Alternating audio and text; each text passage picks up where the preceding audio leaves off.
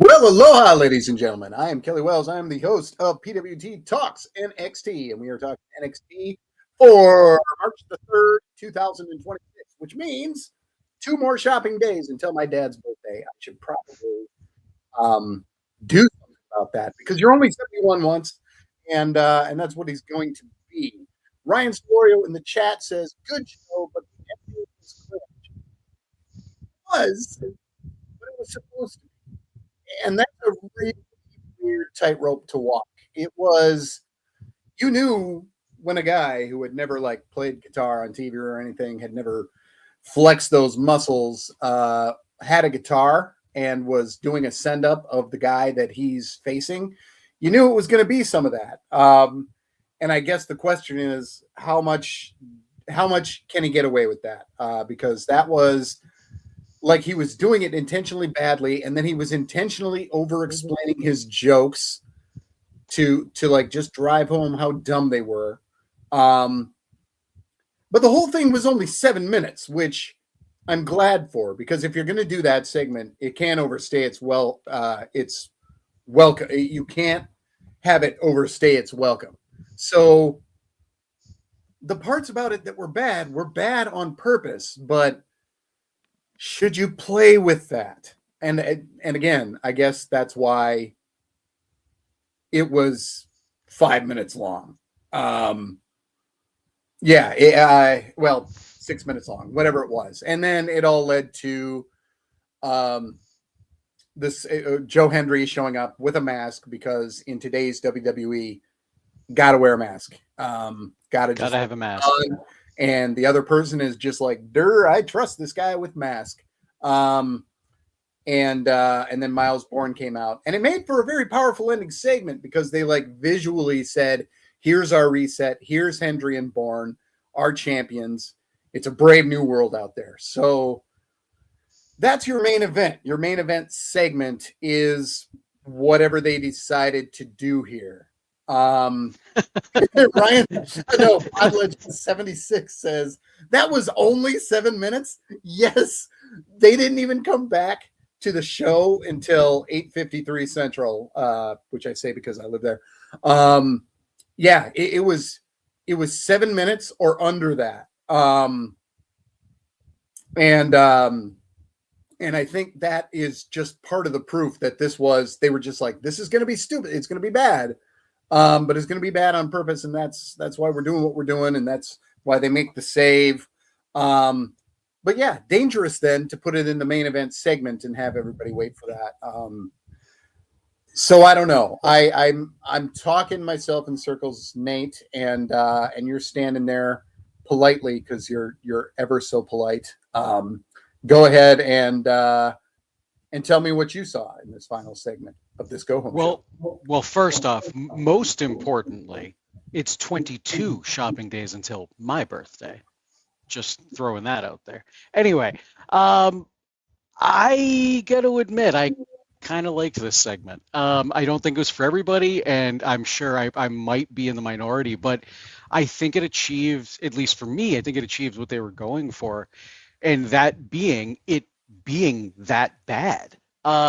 Ricky Saints is supposed to be this obnoxious heel, and he's going out there to copy Joe Hendry's shtick, well, one of his shticks, in those concerts and coming up with parody songs, which was my cue to play one of the parody songs, but my hand's not on the mouse right now, so I didn't do it.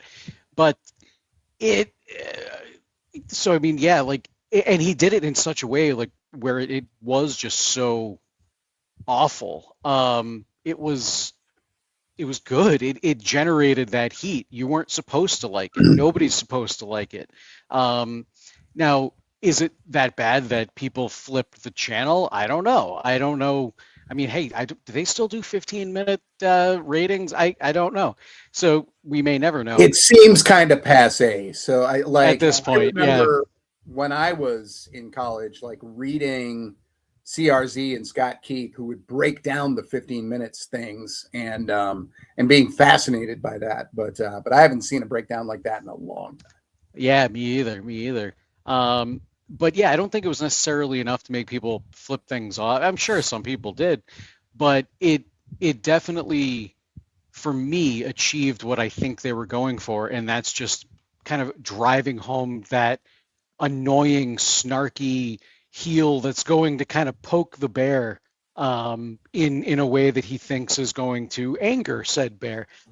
So I'm good with that. I like the fact that Vanity Project is so included and so factored in right now. I mean, these guys are brand new to the main roster or to the NXT roster from Evolve. Essentially, I mean, at least I know Ricky Smokes anyway, straight out of the Indies basically.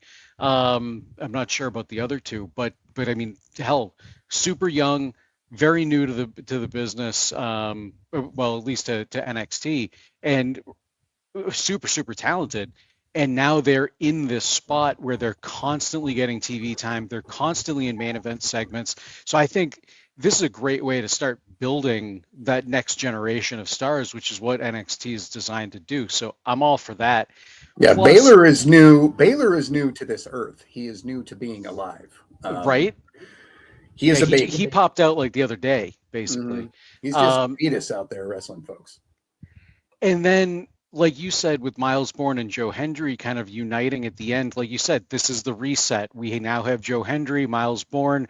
They're, leading the NXT men's division, and they're also a cohesive unit right now. Well, I wouldn't say a cohesive unit. That I guess that implies they would be like a team or something like that. But at least they're on the same page. They're working together.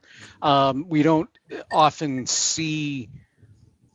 I wouldn't say don't often see, but I guess I will say that in lieu of a better term, we don't often see the two top champions in either the men or women's division kind of partnering up like that all the time. So I'm good with it. And the two of their characters, I don't know if they necessarily mesh very well together. Like that segment that they had backstage where they were talking, when Joe came up to Miles Bourne to congratulate him, and then Miles Bourne's like, "Hey, by the way, I love those video set packages you put together last week, or they aired or whatever, showcasing your life."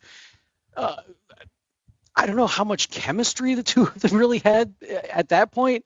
But whatever, it seemed a little forced and awkward to me, or at least Joe did, which was weird. But that said, I still, in its totality, I think this segment achieved quite a few different things, and I think it achieved them well, in my opinion. I don't know that beginning, the beginning part with the what did he call it? The ultimate experience, the absolute experience is what my note says.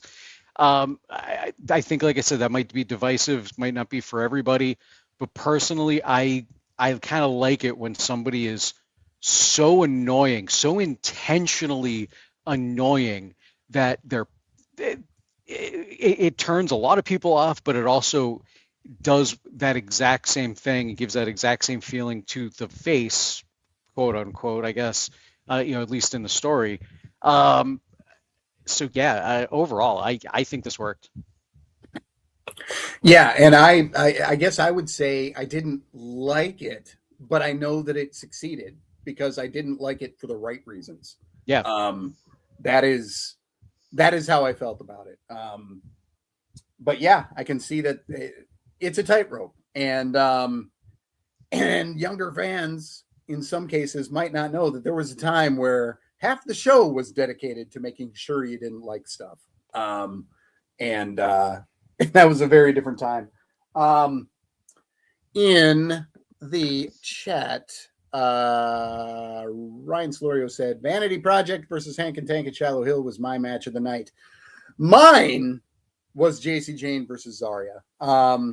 I would agree with that. challenge anyone to write recaps for a couple years. You two will learn to hate every 6-man tag match that That's has why ever I wrestled. don't write them anymore. Yeah. Yeah, Yeah, JC Jane versus Zarya was your essential main event match.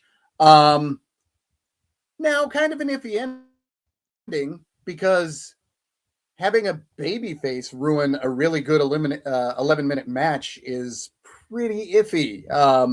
So when she came and did it, she got booed, and she's real popular. But that was booed and whether it was her getting booed or the booking getting booed, which is probably more accurate, you still put her out there, and had fans at home seeing her get booed for what she was doing. I'm not surprised at all. This is going to a triple threat. They didn't say that, but it is. It must be. Yeah.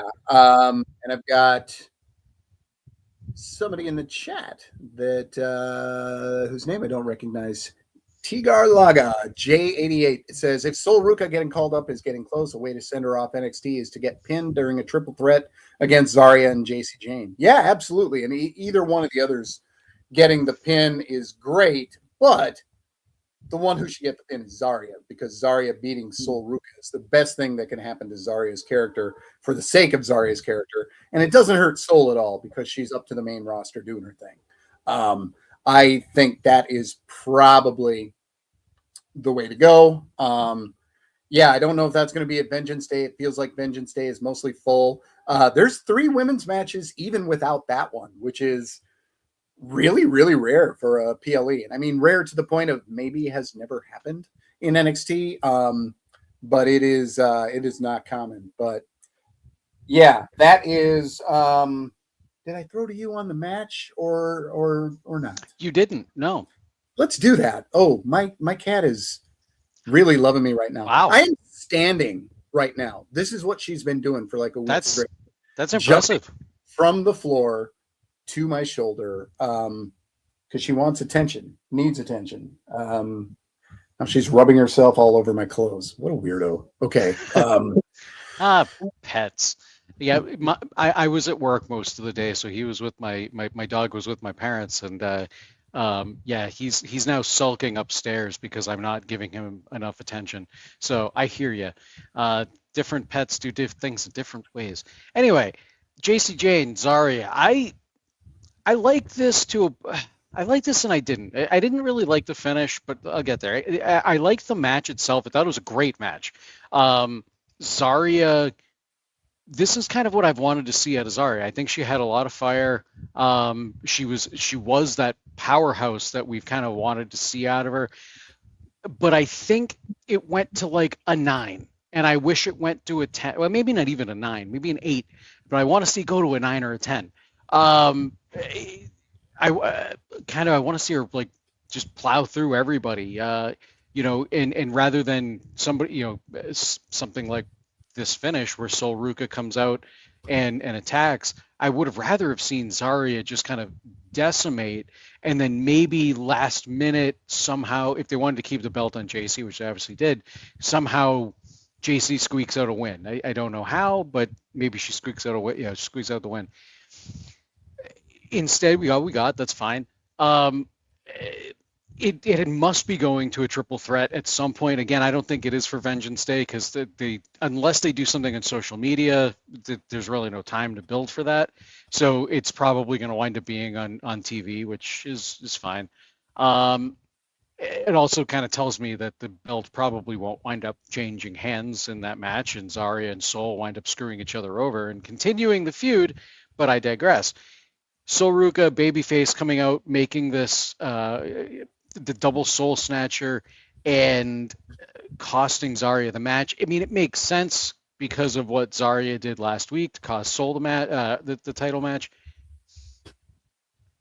But I don't like the fact that she is a babyface, and I mean, like you said, the crowd was booing at this segment, and I don't know, maybe in a way it might be okay because at this point Sol's like, it's personal, fans or WWE universe, I love you, I care about you, but right now this is about me, this is personal. And I think maybe if they were to tell that story next week or even at Vengeance Day, if they do a segment about it, if they tell a story like that, I mean, the fans might be able to get behind it, and it'd be less booing, and kind of less vitriol around that decision.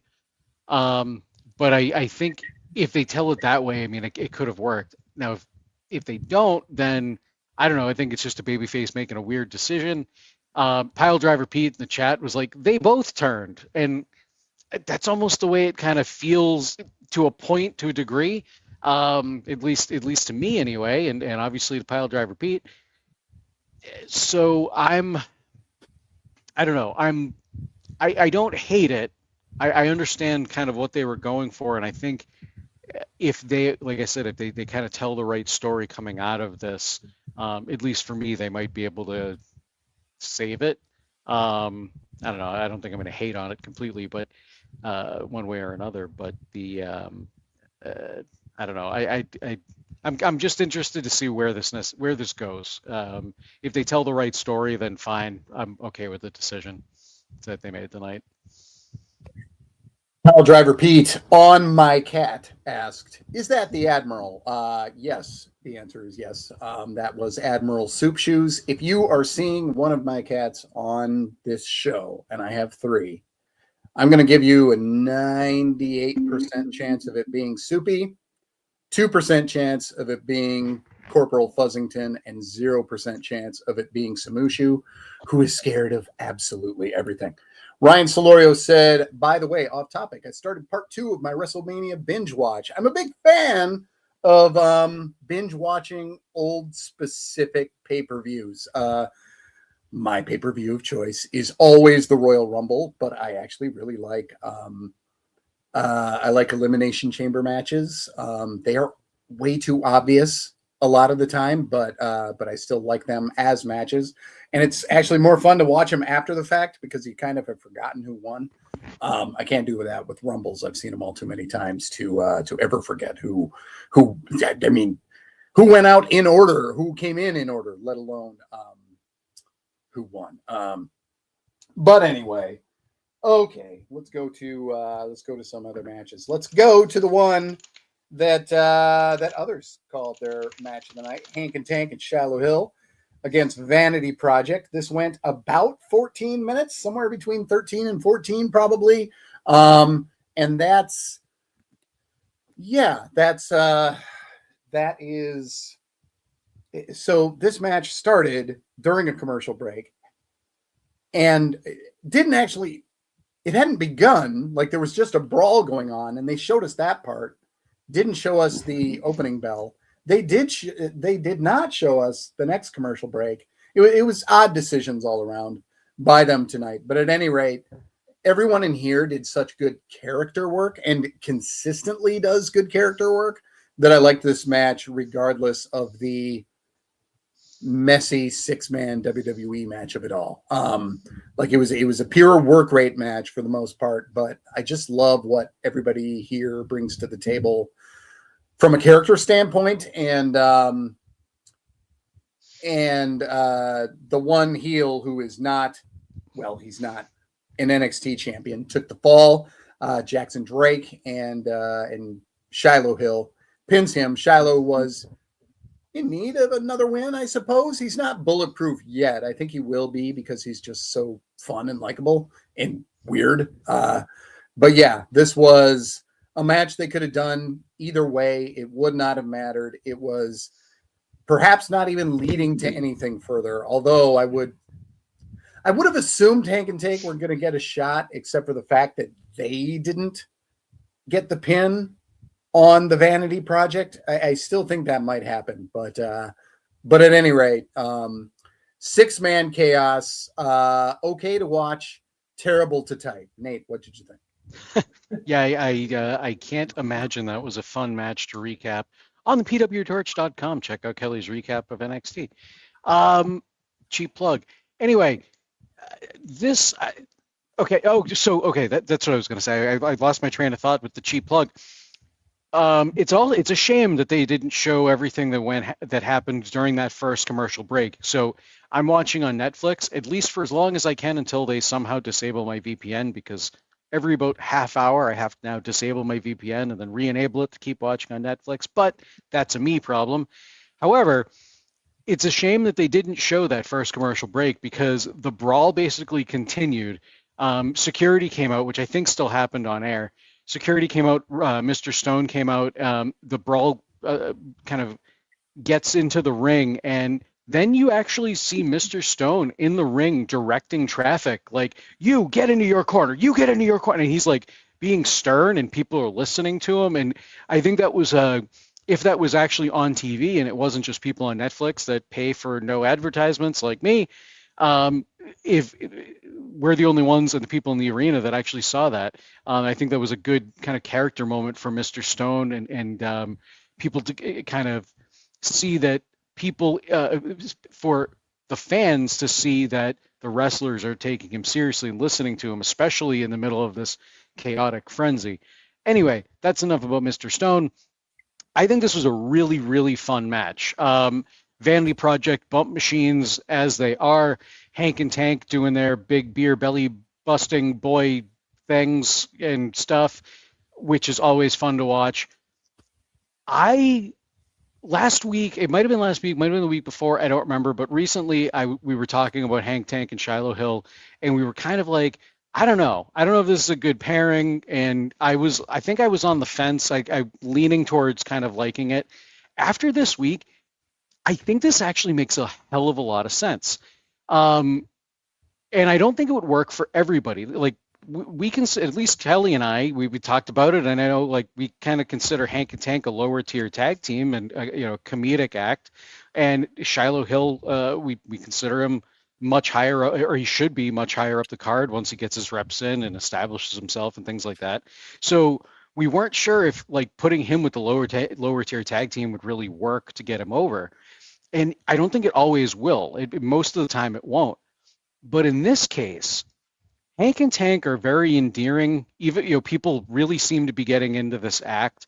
Um, and right now, I think they're trying to endear people to Shiloh Hill even more, kind of using Hank and Tank as a bit of a vessel, if you will, to absorb that endearment from the crowd. I think this could work. And then because we still see that mean streak and that mean side, that fired up side of Shiloh Hill when he takes the denture out of his mouth, which, man, wrestling's weird. You take a tooth out of your mouth and you get fired up and your HP goes up if you're a video game. I don't know. I love wrestling. Anyway, we still see that mean streak out of Shiloh Hill from time to time. So when it comes time to break Shiloh Hill away from Hank and Tank, and we need him to kind of step away from that comedic role and embrace that darker side that we've already seen out of him, I think it's going to be able to easily happen, and people will be behind it even more because they've already seen this fun-loving and endearing side of Shiloh Hill. Like I said, I don't think something like this would always work. But I think in this case it does because of the three personalities involved and the charisma that they seem to have together. So I'm weirdly okay with Hank Tank and Shiloh Hill.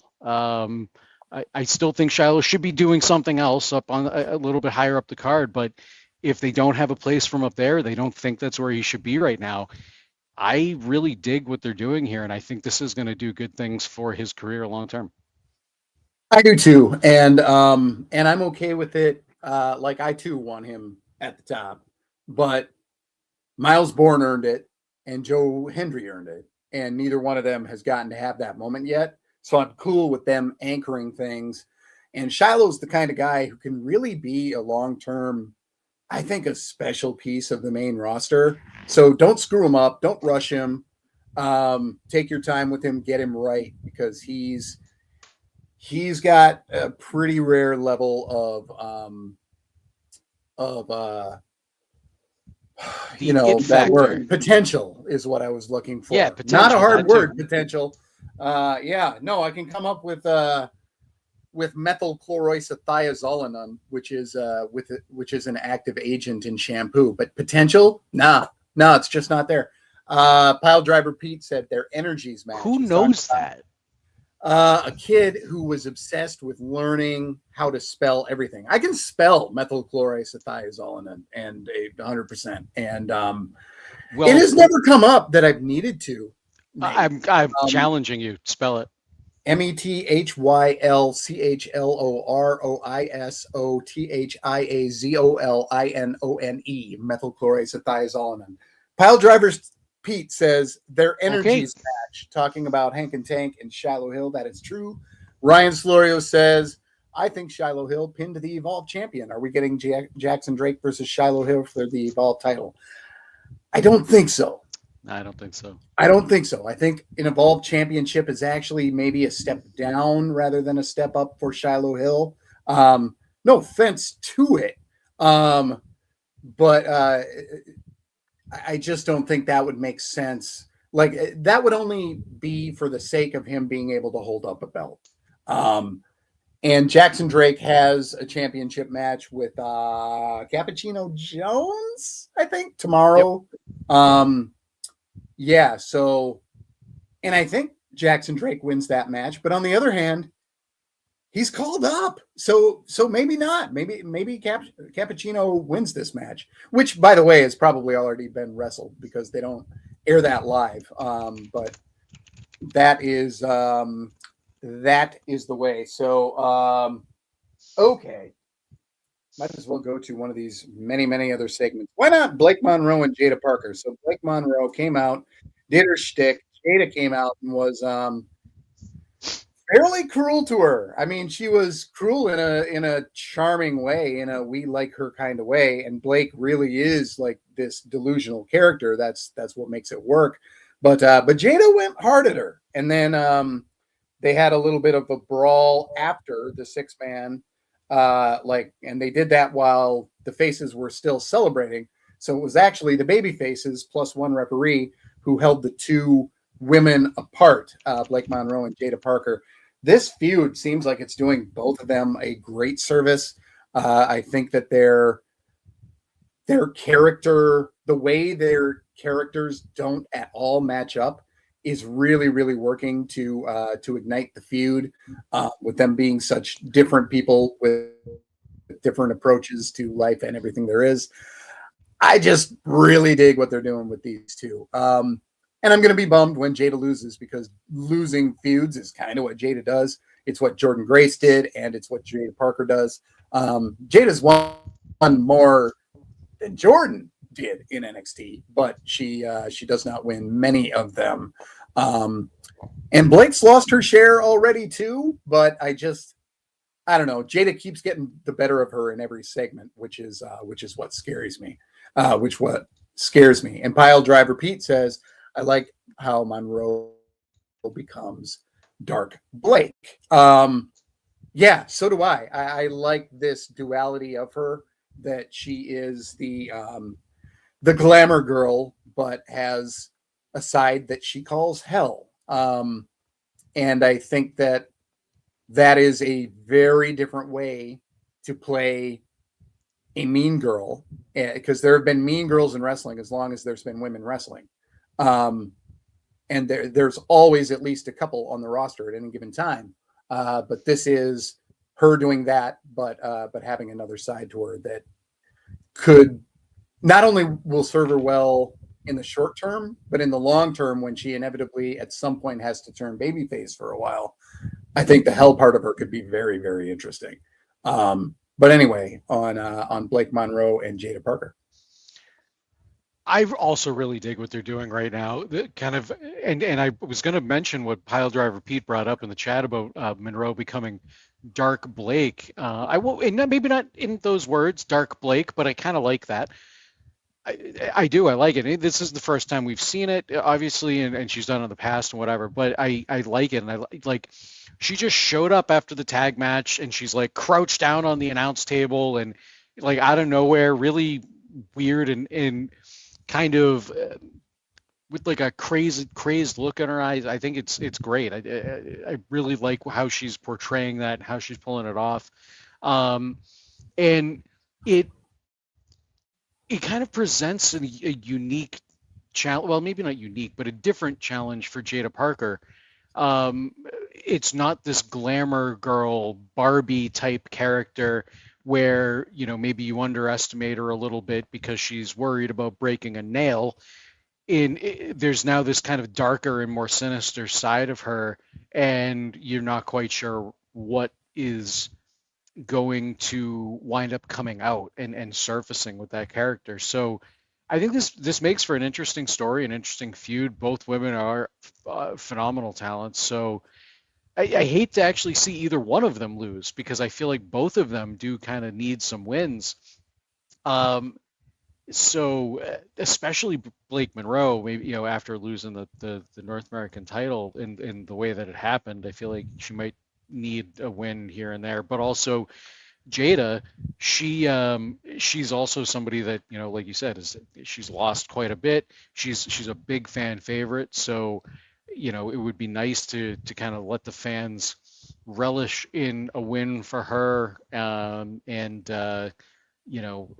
kind of give her that moment too. So I don't know.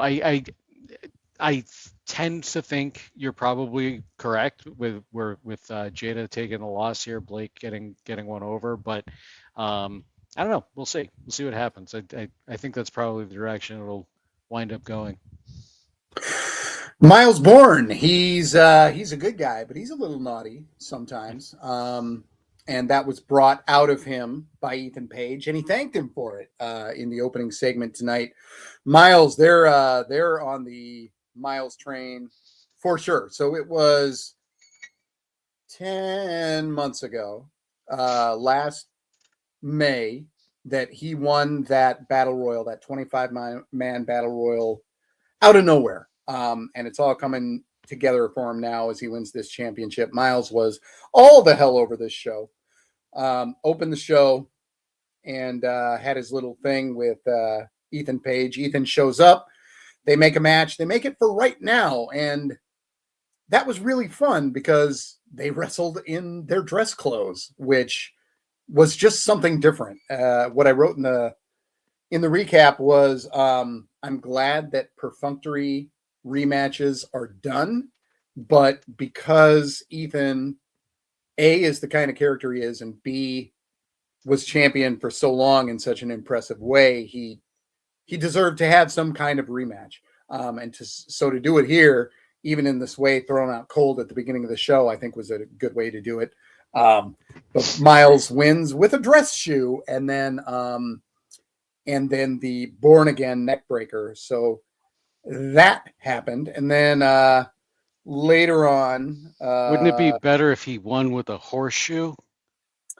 everything would be better if everyone always won with a horseshoe. That is correct. Later on, he had that scene with Joe Hendry, and at the very end, and that scene was only to set up the fact that they were going to be there at the end, holding up their championships high.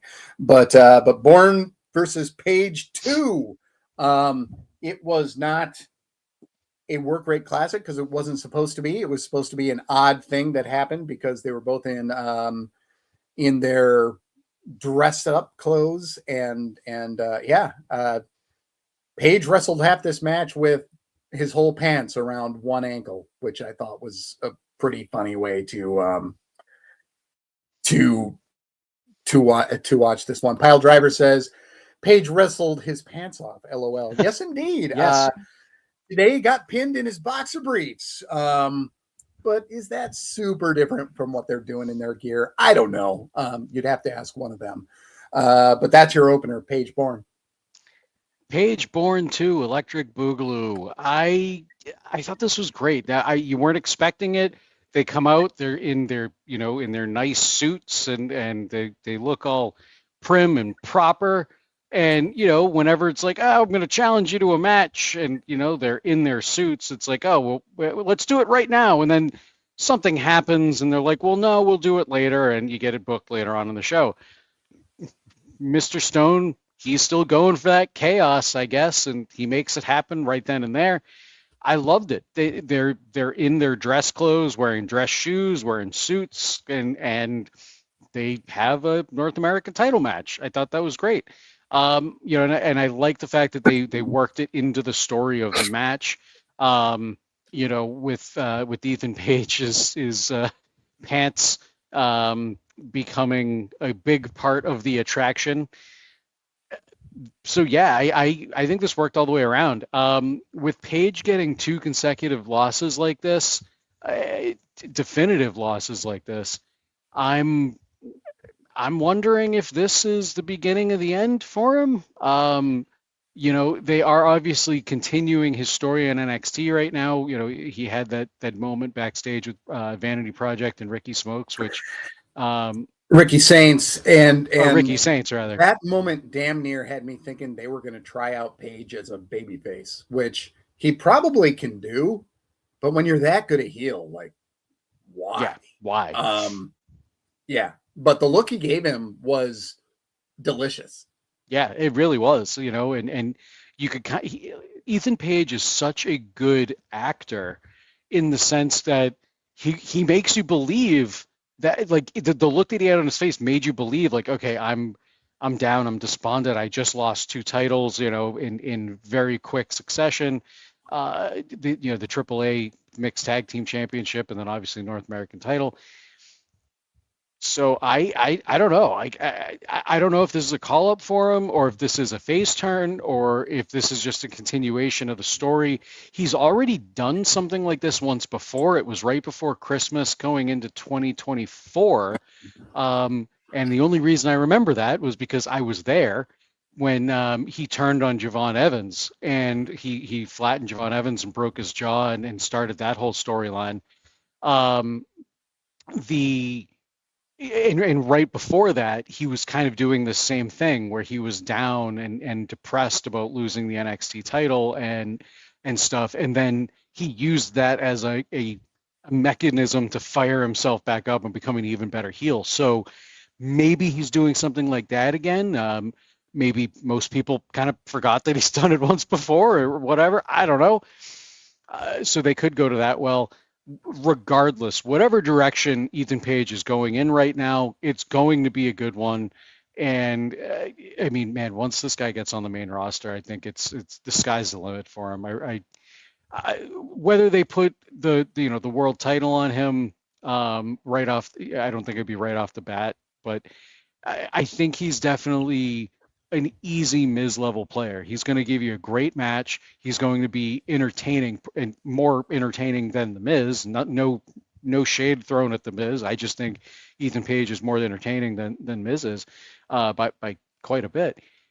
So I think he could kind of slot into a place like that where he may win a world title or two, but being that as he just was, that secondary champion, the North American title, Intercontinental title, U.S. title, something along those lines, I think he'd be a very, very, very strong act as that comedic heel champion.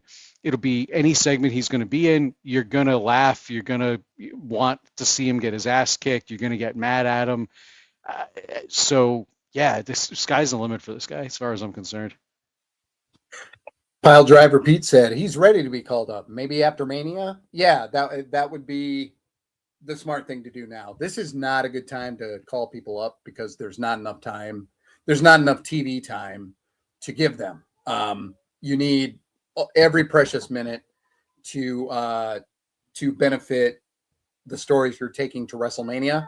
And barring that, just getting somebody else further over that is already on your main roster. It's not a good time to be called up. You get lost in the shuffle real easy. So yes, I think that he will be a shortly after Mania call up. I do think that makes sense. He was there over long, but sometimes when you're good enough to anchor a company that itself needs eyeballs, a brand that needs eyeballs. Yep, that is Soup Shoes. Then you, yeah, she's loud enough to distract. I tells you. She's been launching herself off of. That's where I sleep, folks. I sleep there, right in this room where I do this thing. She goes up there next to all my NBA buttons, and she launches herself down onto the bed where I am, onto my body, to wake me up for attention.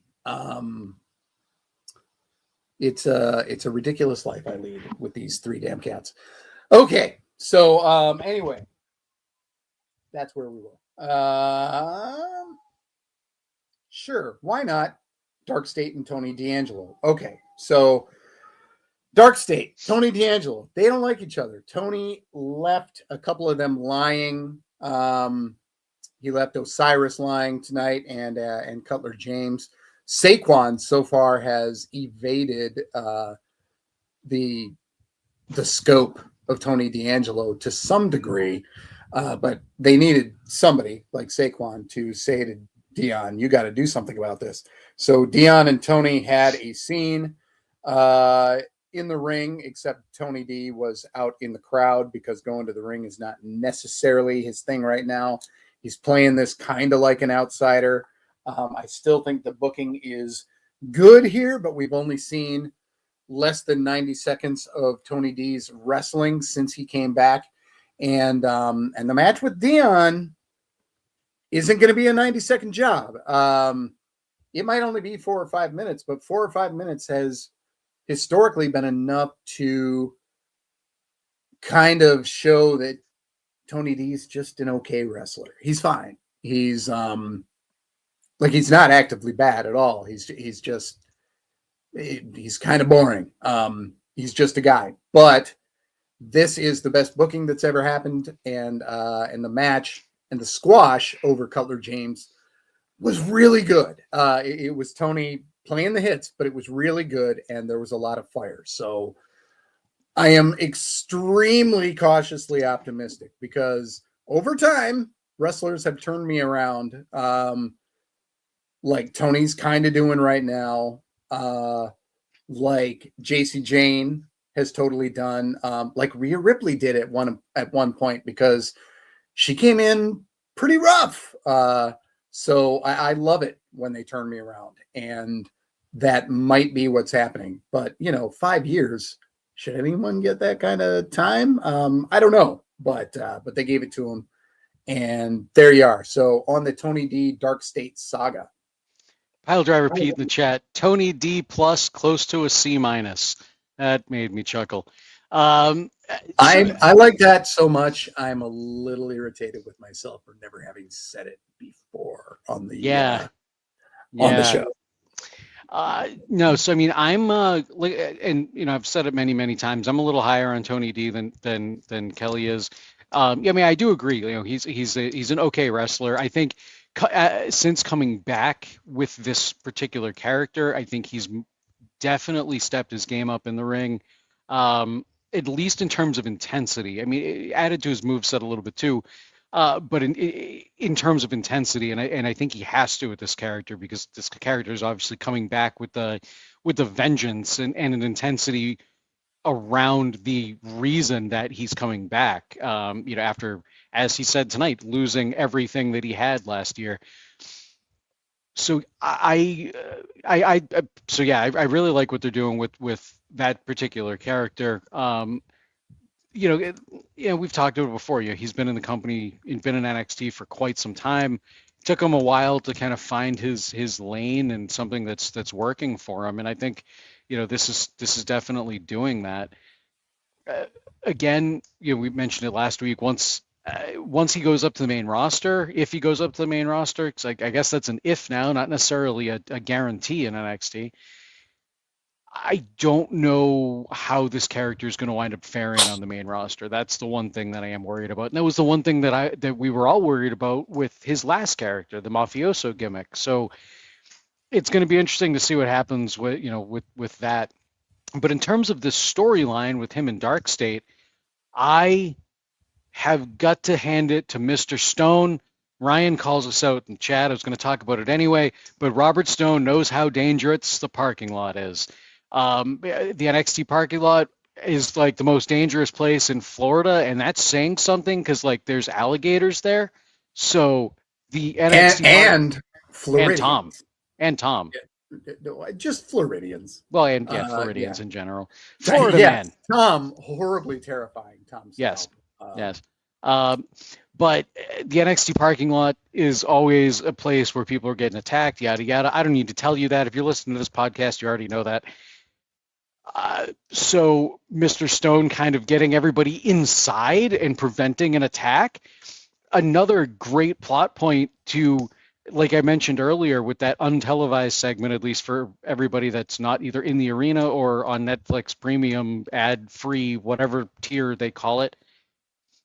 It's another great storytelling moment for Mr. Stone and kind of him wanting chaos, but also trying to command that chaos in a way that is, I guess, conducive to running a business, like any general manager, I guess, should do. That doesn't make sense. A general manager wouldn't want chaos, but wants it run in a way that they want it to run. And I feel like that's kind of what they were driving home, Mr. Stone, tonight. Um, Dark State getting cut down by Tony D. I mean, I kind of like it because I don't know. We've talked about it a million times. Dark State hasn't been really my cup of tea, and I don't think they've quite told the story that the company wants them to tell about them being, the anarchists and causing all this havoc and stuff within NXT. So seeing somebody come in and then cut them all down and outsmart them and things like that's kind of been cool. I think he may wind up getting his comeuppance. I don't know. I don't know how this is all going to work out with him and Lennox. I mean, unless for some reason Stax comes out and with his gang with Lexus King and all of that to maybe help him, but I to even the odds or the numbers or something, but I can't see that happening out of the blue. Yeah, I think that's all I get to say about this. Let's go backstage because there was a lot of backstage segments. Kalani Well, Jordan. I'm really far away from backstage, so I think I'm going to sit here, but we could talk about what happened backstage. Nate, sometimes, Nate, I just tell you. And then my cat gets into it in the background, and I got nothing I can say. Kalani Jordan and Shayna Baszler had a scene. Kalani went to Shayna's dojo or whatnot, and Shayna was properly annoyed that she had to deal with Kalani, who is not the kind of person who shows up in a hard hitting dojo. But yeah, I thought that Shayna was great here. Just really putting over Vice as a killer, saying like this is her home. She's never been beat here. The gymnastics aren't going to work. And then Kalani shows her briefly they can work. And then they have Kalani kind of get the better of Shayna at the end. And Shayna looking at her like, you know Shayna's annoyed, but Shayna also realizes that Kalani got one over on her. I just thought that this was an interesting, like a weird segment on paper that I thought did a good job of promoting the match, but also promoting the fact that Kalani could win, which she's not going to. Lola's going to stay undefeated in the underground because Lola loses a lot also. So to win in her milieu is the way to go. And I think they'll both be fine regardless as a result, because this is a home game for Lola Vice. And then we had Lola Vice talking with Dr. Martin, who was polite enough to look her in the eyes despite what she was wearing, and say, hey, you shouldn't wrestle because your hand can become permanently disfigured. And Lola was like, but I'm a baby face and I have to. And he was like, I totally get it. So there you go. Kalani Jordan and Lola Vice. I haven't historically gotten psyched for Lola Vice matches, but I like the way they're booking her right now. Like, I like it a lot. So I don't have anything negative to say about this one. And then Kalani, I love in general. So Jordan Vice. I really liked this segment with Jordan and Shayna tonight. Like, I mean, it's always a treat to see Shayna Baszler making an appearance in NXT, even if it's not necessarily in the arena. Shayna, as far as I'm aware, is not like under contract or anything by the company, but she was in an interview, and I think it was a CVV interview. I don't remember, but we're talking about going down to the Performance Center quite often to help out and stuff. So she's still a fixture backstage. I really dug this. I thought it was a great great utilization of Shayna, as she pointed out, and I actually forgot until Shayna pointed it out on the show. She was in an underground match with Lola Vice. She totally was. I totally forgot about that. So what better person to go to than somebody that's already been in that position that you're about to walk into this weekend, as well as well as go to somebody that it was well established in MMA and became well, I don't know. I mean, I guess her main roster run was kind of mediocre. It could have been better than it was, but whatever. I also I also do like the way that they're booking Lola Vice. It's not necessarily, I don't know, I don't love it. I like it. Her going into having that little segment with the doctor where the doctor was, talking about like, hey, maybe, if you get a, maybe you shouldn't do this because you might exacerbate this fracture injury. I forget what it was, but the hand injury. I like that because obviously it's kind of calling out something that is relatable. I don't obviously think her hand's really broken. Maybe it is. I don't know. But it's, relatable. Everybody can relate to, a broken bone or an injury, a sprain. Whether, you've had one, somebody, you've had to take care of somebody that's had an injury or what have you. So, that's kind of cool. And it also plays into the story that they're trying to tell with Lola to kind of make her seem like a bit of an underdog going into her own match. That being the Underground, which technically isn't her match, but she's been in the last like 12 of them. It's not 12, I don't remember, 3, 4, however many it's been. So yeah, I dig it. I am looking forward to the match. I like the Underground concept. I haven't always. It took a while to grow on me, but I do like the concept. Sometimes I think it might be a little bit difficult in execution because of the lack of ring ropes and turnbuckle. It takes away from, running the ropes and a lot of the high flying visuals, but you can still jump off the apron, to the outside. You get the inclusion of the lumberjacks.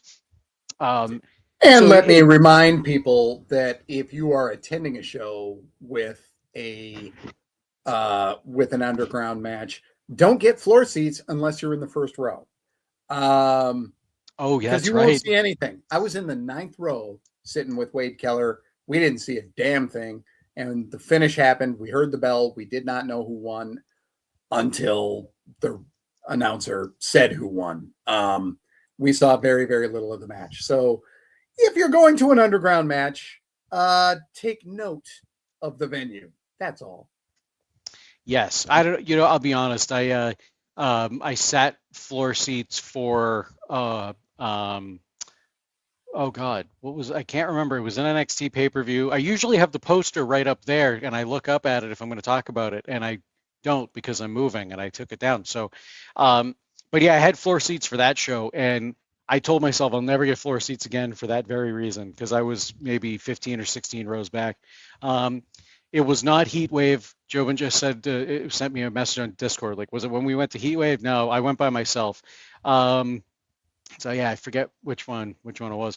But anyway, at any rate, what the hell were we just talking about now? Because I totally went off on a tangent. Women. Which women were we talking about? Kalani? I just talked. Oh, okay. I thought yeah, I'm probably done. Okay. Yeah.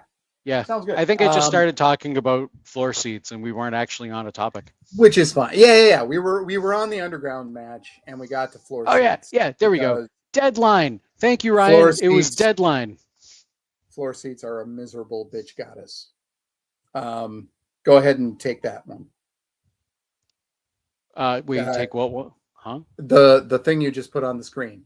Ryan Slorio was it Deadline? Was it Deadline? It was. It was Deadline. Oh, it was. You've been to a Deadline also? Yeah, it was Deadline when it was in Lowell, Massachusetts, like 2024. So you saw the 30-minute whatever matches? I think so. Because I've been to a Deadline in 2020. I was at the one that Julia and Obafemi won the match that's so awesome that I like, that has a terrible name. It was Battleground. Sorry. Battleground. You were at Battleground. Okay. Battleground. I just I had to look it up because I'm like, wait a minute. Now that you're I saying that unplugged deadline wasn't my mic. sounding right, because I didn't see the Iron Survivor stuff. It was Battleground, Lowell, Massachusetts, 2024 or 20. Oh my God, 2023. Wow, time flies. And Ryan Slorio says Iron Survivor. Thank you, because it just wasn't coming to me, even though it is What literally my favorite thing. what That would we do this without brand Ryan does. saving our butts all the time You know, when our memories are like, we're just not going to make. And Ryan's there like, was a I'm going to time save you. when I would not forget anything wrestling wise. Somebody would be like, "What happened on the 17th episode of Raw?" And I'd be like, "Well, Doink the Clown." And I would know. Um, but that time's behind me, folks. I'm too old. Ren Sinclair defeated Nikita Lyons in 2 minutes and 55 seconds, which, interestingly, is the longest I can watch a match featuring Nikita Lyons and not have my brain melt. That was my note. At least it's only 3 minutes of Nikita. I thought maybe she'd win this just to lose to I Thea did too. next week. Because why bring her to TV? And then I was like, well, the reason to bring people to TV is to kind of soft introduce them to TV if they're not really ready, which is still her situation. But also because the speed thing is what it is, you can't have every speed tournament be the same people. So you kind of got to do a churn there, and you got to find different people to put in that tournament. But it is interesting, Nate, that she was on the show 4 weeks ago the week I wasn't here. So the only time she was on TV and got a push was the week I didn't see. And they completely dropped that gimmick. Yeah, they dropped the gimmick. They dropped her from TV completely. Just took her off. And I don't know, maybe there's new people there in production that were like, oh, this person isn't very good. I don't know. But yeah, she showed up tonight, didn't do any of that, just came out, had her entrance, and lost in 255 to a person who herself almost never wins, even though she's really, really beloved by fans as kind of a lovable loser. But yeah, Ren Sinclair will face Thea Hale in a match between two women who both have taken their share of losses on this brand. It feels like they are semi-committed to Thea Hale again, which they have been many separate times. So I would have to say that's probably the way they're going, but I would accept either of these in a match against Fallon Henley. I think it'll work either way. So I guess the best I can say for this match is it was mistake-free, and that is not usually something that I can say about a Nikita Lyons match, and that Ren looked really good. And there it is. Yeah. This match. Okay, I command me, I guess. I'll speak. Anyway, yeah, that was my note that I wrote on my little notepad window here. At least it's only 3 minutes of Nikita. I was really expecting her to win this, I'm not going to lie. Partly because it was against Ren Sinclair, who, as Kelly just pointed out, always loses, but also because I thought they'd want a heel for Thea to face next week. Not necessarily implying that I thought Thea was going to win against Nikita either, but heel face is usually the way matches go. So that's kind of what I was thinking coming into the match. I was very surprised and pleasantly surprised to see Ren Sinclair get the win with the final wrench, which I guess has a different name. Ren Sinclair with the cattle mutilation. I'm assuming Ryan in the chat that's what you're talking about is the finish. But I really thought that was a great finish for her. Like you said, I think I can't point out a spot that I thought Nikita looked bad at. So I think this might have been a good outing for her. Again, we talked about in the past, speed kind of being a place for, NXT talent who kind of can only maybe wrestle 3-minute matches, like Jasper Troy and things like that, kind of make sure that they're not overexposed, in longer matches. So I think Nikita Lyon's a perfect fit for that. She has kind of shown that she can't have a longer match.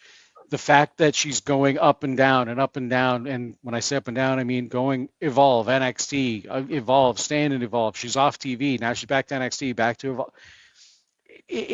That to me says a lot. It says that to me, it says that they want to have something in Nikita Lyons, and I think they do because of the look.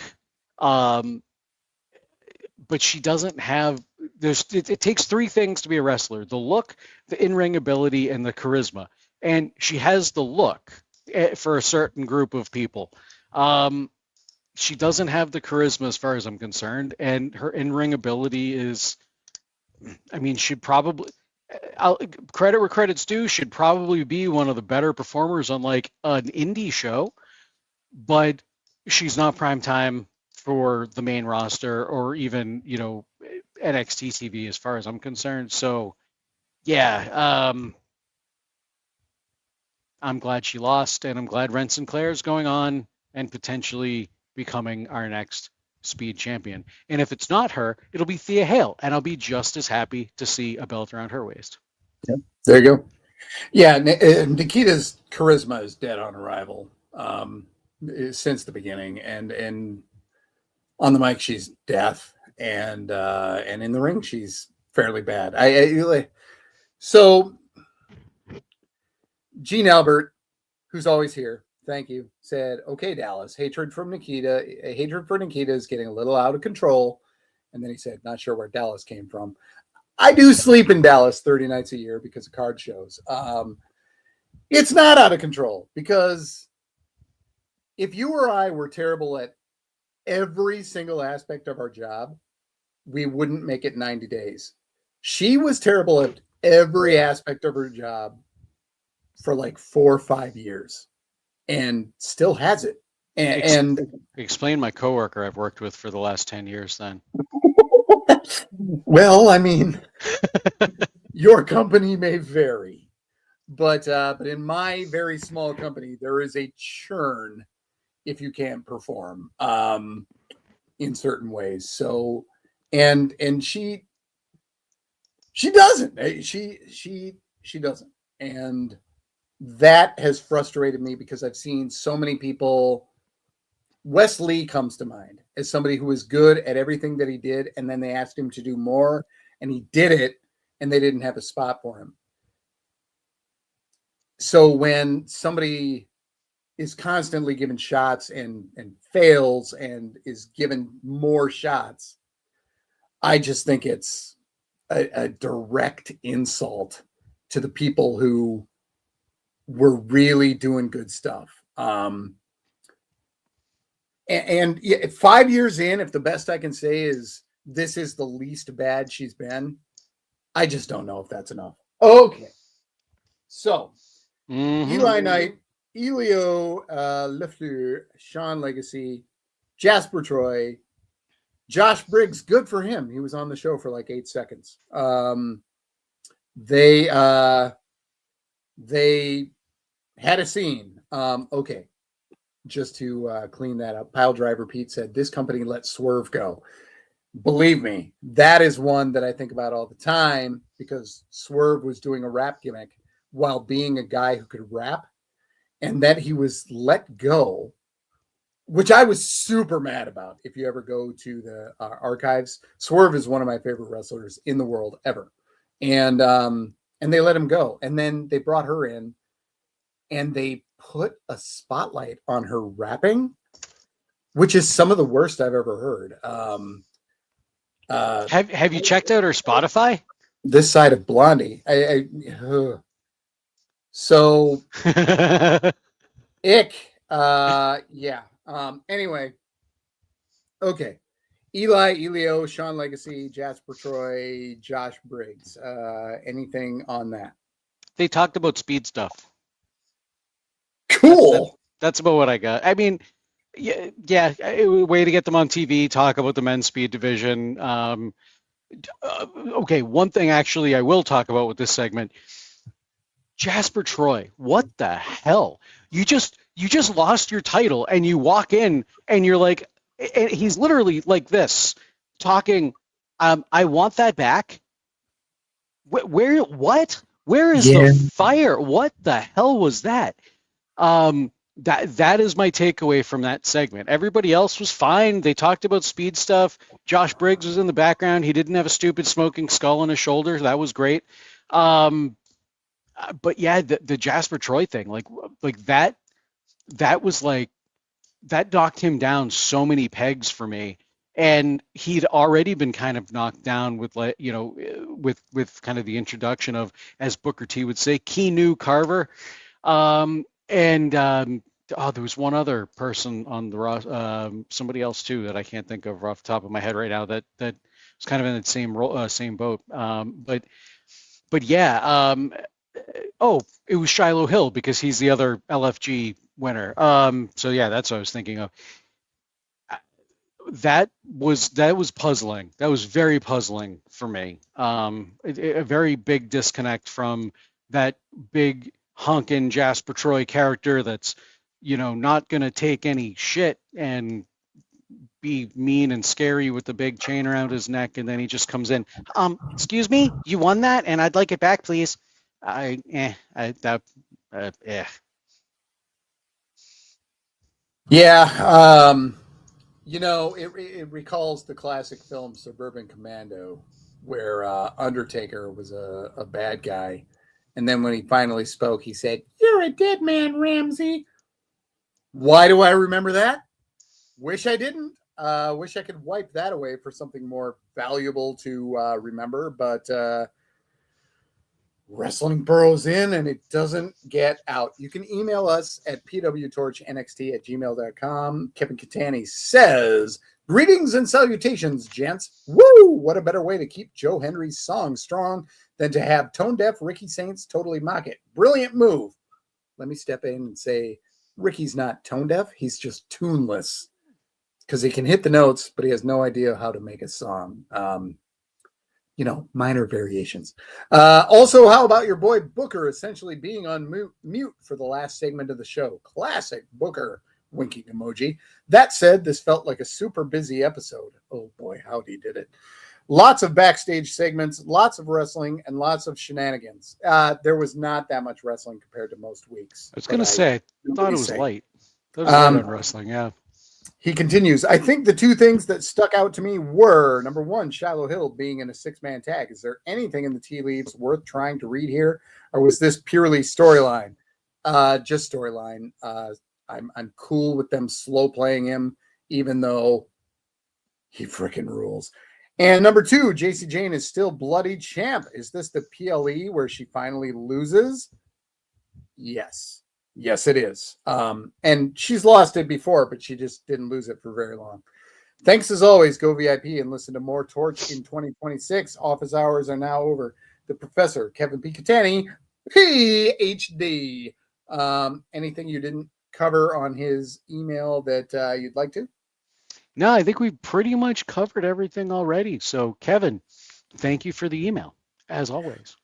All right. Izzy Dame and Tatum Paxley had a scene. It was dark. It was dollhouse. It was creepy.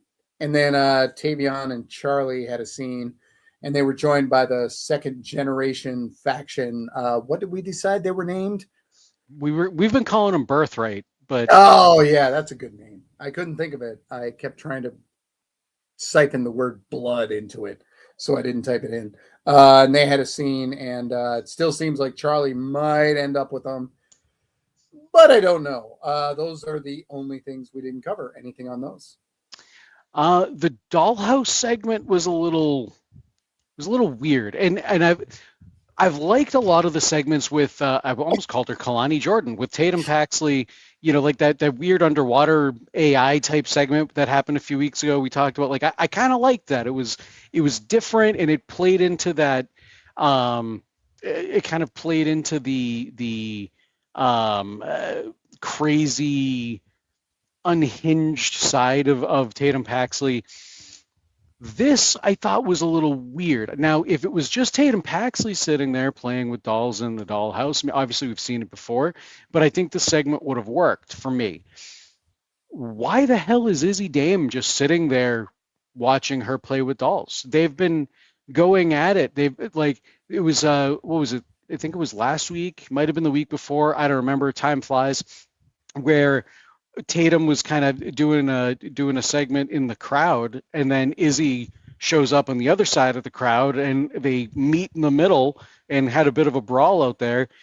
Now they're just calmly sitting next to each other backstage, dimly lit with a red spotlight on this dollhouse, and they're not going after one another. I thought it was just, I don't know, it didn't work for me. It was a little odd. Pile Driver Pete in the chat, dollhouse meeting in an alternate dimension, and that's almost what it felt like. Like to me, it was almost like maybe this is a dream or a hallucination from Tatum Paxley or something like that. It didn't quite, yeah, it didn't connect for me. Jobin just sent me a message on Discord and said it was a little bit too next week on NXT. Like yeah, it just didn't quite work. Like I said, if it was just Tatum Paxley, sure, but or if it's revealed next week that this was a hallucination or a dream type of a segment from Tatum, sure, fine. It's in retrospect it'd be good, but yeah, I was kind of taken out of it because they were at each other's throats the last time they were on TV. Now they're just calmly talking, playing with dolls. I thought the sit down worked until the end where Izzy had a tantrum and ripped off the head of her own Barbie and then knocked down the dollhouse. And I'm like, Tatum left 3 seconds ago. You could just go fight her. Yeah. Yeah. That's how I felt. I thought this segment was well conceived, but they didn't find a way out as well as they should have. I'd agree with that. Yeah, and then what was the other segment? I don't think I had anything on it, but I don't remember what the other segment you mentioned was. Tavion, Charlie, and second generation group. Birthright or bloodline, as I think you were trying to think of earlier, or say, I don't know. It makes me wonder. I was going to say, it makes me wonder if they're going to recruit Tavion, but now that mid-sentence I went, he's not second generation. Now, granted, Stax isn't either, but he's marrying into it, so maybe not trying to recruit Tavion. It was kind of cool to see Tavion and Charlie together again. NQCC. I was going to say alumni, but I guess Charlie technically is still in the NQCC. Yeah, they're still trying to recruit Charlie. Inevitably, I think he's going to wind up with them. I think it's going to take, just like how Tavion and Miles Bourne had to wrestle to get out of the NQCC, I'm willing to bet there's going to wind up being a match between Charlie Dempsey and whether it be Lexus or Stax or, Finley's kid. What's his name? Uriah Connors. Connors, thank you. I don't know who it's going to be against, but he's probably going to wind up facing one of them, probably going to lose, and then maybe go, maybe you're right. Maybe I should join you, because he did kind of have, in this segment, Charlie was kind of like, reminiscent about the days he was winning with Tavion. So maybe that's a little bit of foreshadowing that even if he does wind up saying, no, I'm not going to join you, he kind of inevitably gives in and joins that group, which I really, really think he should. I think he'd be a great addition to that group. So, and I think it would give him a little bit more TV time as part of that faction. And I am totally in favor of that. He does not nearly have as much charisma as his father, but he's a phenomenal wrestler, and I would never complain about seeing more Charlie Dempsey matches. So, yeah. Yeah, I'm hoping he is less Ted DiBiase Jr. Well, me too, because he'd be in jail. Yeah, I was gonna work my way to such a comment, but yeah, that'll do it. I believe that is our show.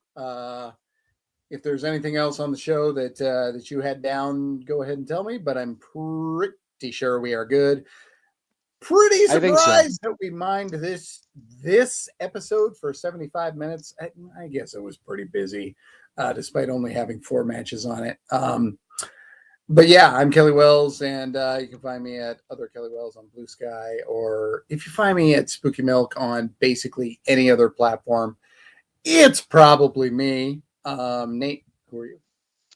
Nate Lindberg. You can check the things I do at natelindberg.com. Cheers, and we will see you in what, 5? 4? Well, we'll see you on Saturday if you're VIP. Yes. And since it's been a while, horseshoe. Oh, lovely. What a, right? You got to watch these videos, folks. Glorious. Yes.